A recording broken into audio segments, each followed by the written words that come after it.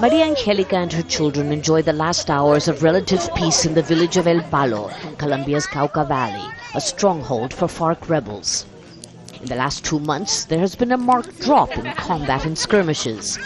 But now the rebels' unilateral ceasefire is over, and Maria Angelica wonders how long before they'll all again be running for cover. The children are the ones most impacted by the arbitrary actions of both armies. Children wounded, people killed, we live in constant tension. Down the road, the colonel in charge of the area's 3,000-strong army unit shows us the feared homemade mortars called tatucos used by the FARC. They lace these with human excrement, so that if the shrapnel doesn't kill you, the infection does. But the army, boasts the colonel, is well prepared to keep fighting, even as the rebels call for a bilateral ceasefire.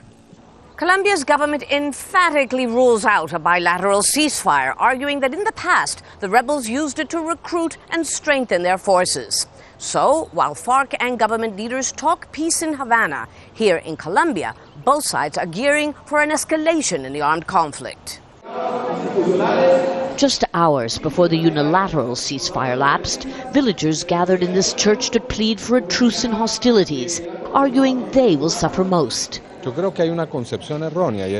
think the government has the mistaken belief that you have to keep pressing your adversary even as the peace talks make progress, instead of stimulating mutual credibility and confidence. This mother of two asked us not to be identified, but nevertheless agreed to show us how the community is caught in the middle of the conflict. This is where a rebel mortar fell and was partly blocked by our mango tree. Still, the shrapnel and the shockwave reached our house and terrified the children. I understand that the army has a job to do, but they operate within the community, and that makes us targets too.